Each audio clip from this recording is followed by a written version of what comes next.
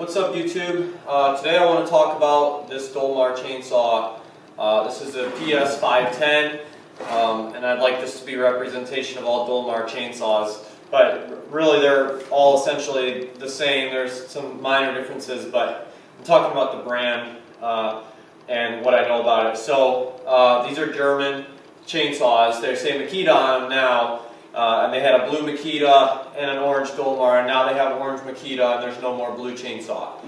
So the saws are made in Germany, and as far as I know, I've looked around, and all of these are regular carbureted models, adjustable carburetor. None of them are auto-tuning carburetors. So for a lot of people, that's a benefit. But just an interesting thing about these is that they are actually a high competitor against steel in Germany. So even though steel dominates the residential, landscape, and chainsaw market in the U.S. in most areas, Dolmar is doing very well in Germany and is extremely popular. Now, I bought this saw because I had a steel that vibrated a lot, and I didn't like the vibration. I felt like it was excessive, and I was worried that the saw was going to self-destruct because of how much it vibrated. So maybe it was just a feeling, but I got rid of that, and I went hunting around, and I found this, or I found a Dolmar dealer, and he explained to me that Dolmar was known for being a very desirable chainsaw in the right circumstances. I know guys that have tree services that use Dolmar in the bucket. And nobody ever said to me that it was because of the vibration, but I believe it was the vibration that they chose it for. So these saws cut, the torque that these saws cut with is very similar to the torque on a steel. It's a torquey saw, and you can dog in and put pressure on the cut, and it will continue to cut very well. In a lot of cases, you cannot do that with a Husqvarna. They're not. I don't know if they're set up differently with the driver, the chain driver or whatever, but the sprocket, it could be. But nonetheless, this is a very torquey saw. When I first got it, the carburetor was out of adjustment. I didn't know that. Then I went to the dealer, and the owner's wife was there, and so I had to start the saw myself. And I never had this problem on any steel. The dealers do a great job of getting the saw ready for you before you take it home. But this saw took like at least 50 to 100 pulls to get it started. I mean, I was exhausted by the time it started, and it was always that way. It was always flooded, and it was really strange. But I called the dealer finally and was like, hey, can you adjust this saw? And he adjusted it for me. He's far away, so he came to me, which was great. But he adjusted the chainsaw, and it was a little bit better, and then it had the same problem. And he did something on the carburetor internally that really didn't help a whole lot, and so I ended up buying the adjustment tools for this. Now this saw, you need a special tool. It's not just a flathead like on a steel, and so I ordered a set of special tools for $20 or something. It came with freaking 20 of them, and now I have one for every carburetor known to man.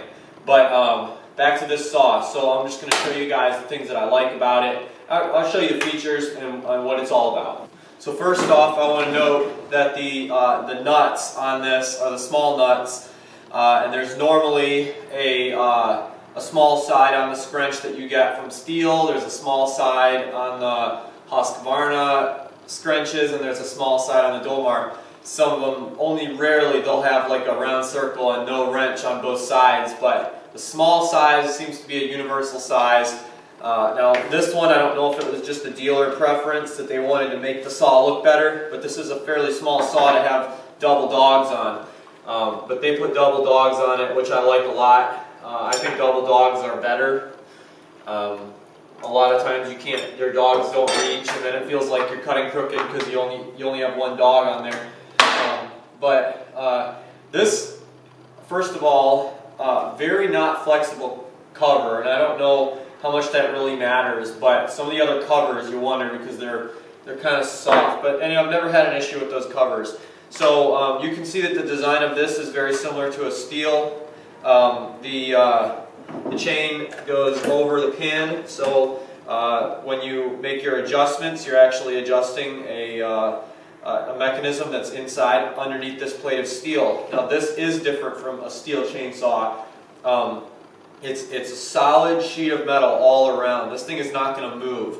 On a lot of steel saws, you just have a small piece of steel right here in this area, and then the rest of it, and even like where the oil comes out for the chain, is going to be plastic, which I don't know how much that stuff matters. I know that steel cuts weight by putting plastic parts where they know they can get away with it, and that's good because it's a polymer and stuff, and they're getting a lighter saw. But this right here just gives you a better feeling. I like something to be made of metal because I know it's not going to degrade. Plastic degrades from heat and so on.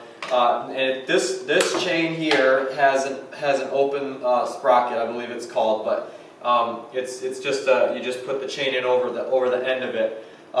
You may have noticed too that the dogs are nice and aggressive. I like aggressive dogs on my chainsaws. Husqvarna comes with it's a defect of having these little skimpy dogs, but basically what they're saying by giving you those is that you don't need them, and the truth is you don't. So anyway, not on those. On those saws, they don't cut the same as a steel, and they definitely don't cut the same as a Dolmar. They're not torquey, they're just fast. So let me put this back on.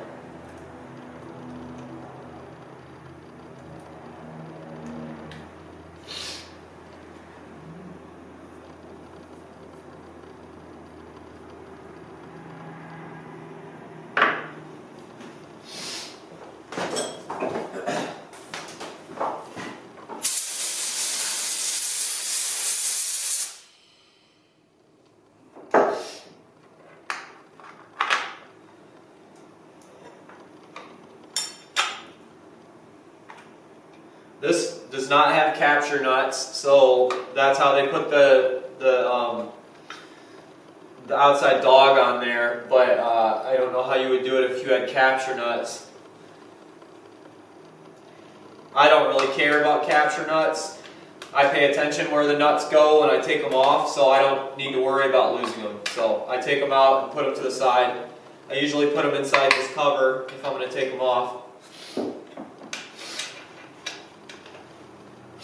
Alright, so for the air filter cover, it's got the coppers.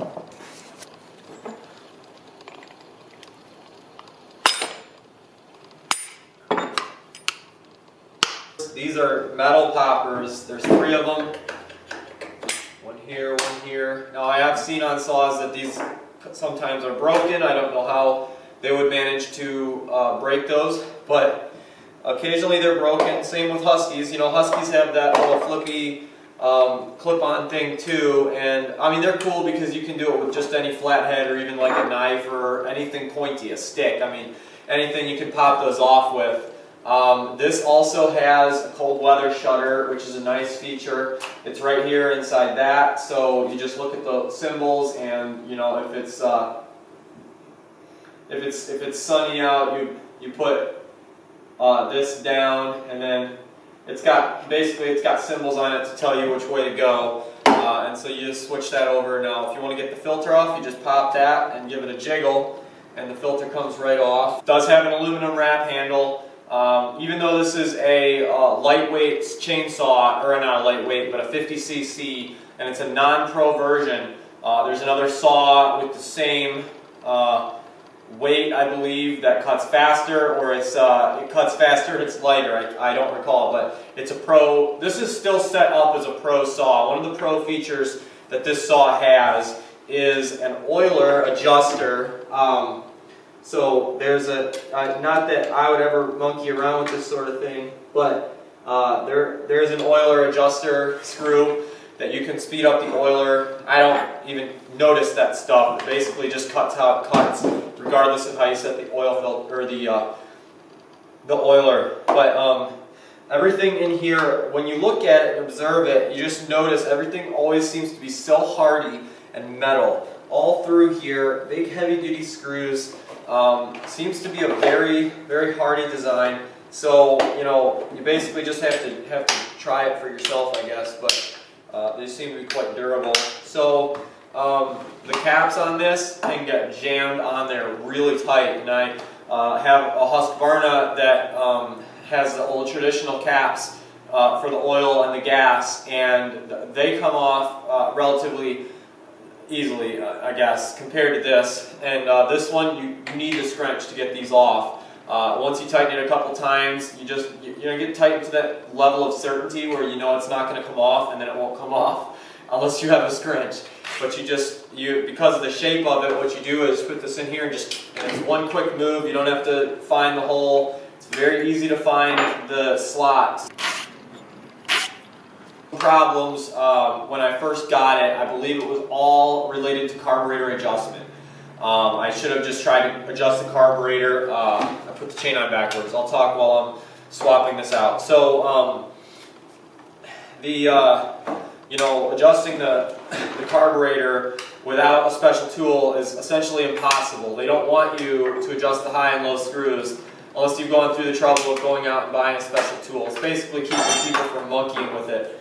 That is gonna, people that are lack of knowledge or whatever is gonna keep them from, or cause them to adjust the carburetor wrong or something like that. And they tell you in the manual, only don't mess with the carburetor high and low, just let the dealership do it. And it's like the dealer network on Makita isn't the best when it comes to chainsaws. And so if you're gonna be in that situation, you better have that tool, because basically you're gonna need to buy that tool. It doesn't come with the chainsaw either. So I've gone online, and a lot of other people complained about this too. And so I think what it really boils down to is you got to learn how to adjust a carburetor. I don't know how long this thing was sitting at the shop before they sold it or anything like that, but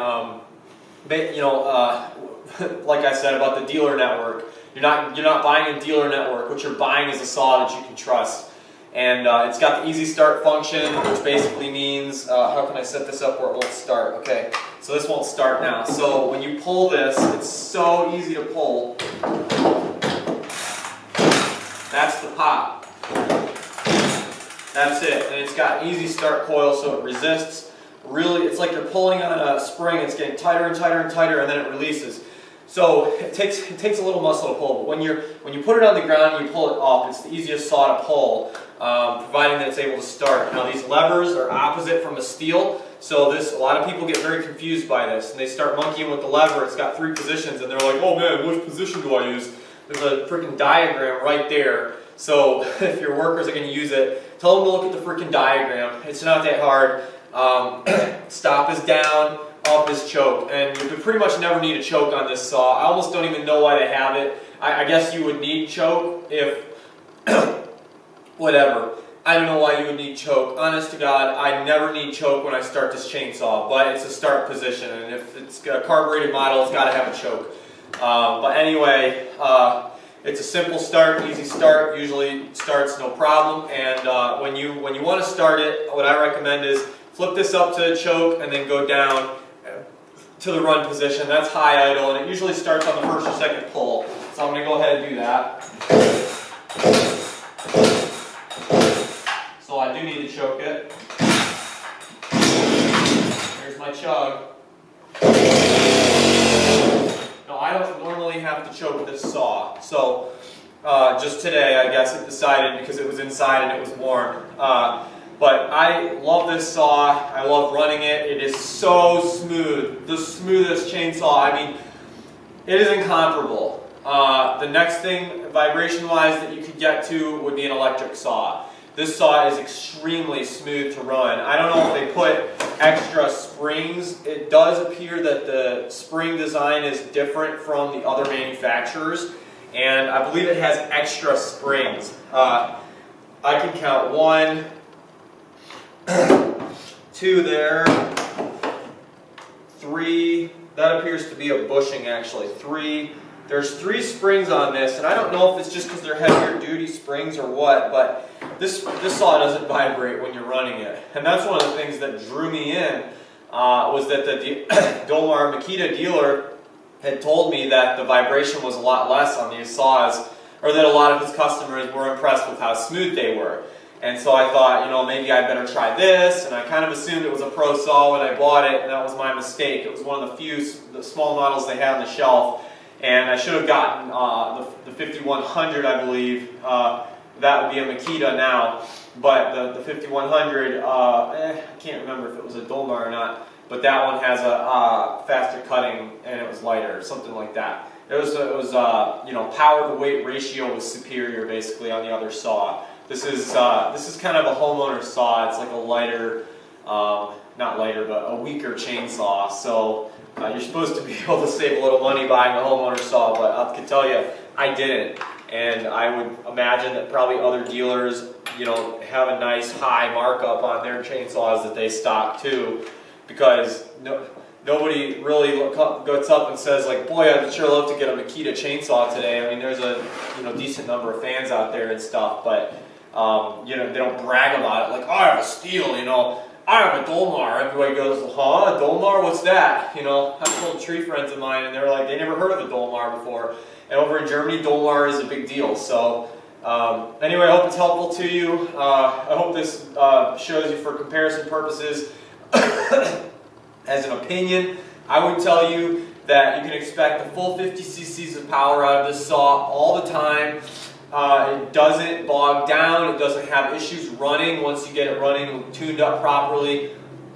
The saw runs incredibly well, and it's normally very easy to start. I think chainsaw or carburetor tuning is a major part of it, but the starting issues that I had, I definitely believe they were related to the carburetor settings when I bought the saw. So, you know, get you a Dolmar saw, you won't be sorry, especially if vibration is an issue for you, or you're worried about like white finger disease if you're running saws a lot. The only limitation is that they don't have a lot of options. They basically go from like, they've got a couple saws that are like small homeowner models, and then they go 50, 60 cc's, 70, and then 79. And so power to weight ratio, not quite as good as your average steel saw, but I think they put a lot of heavier materials into these saws. So hope this review is helpful to you, and have a great day.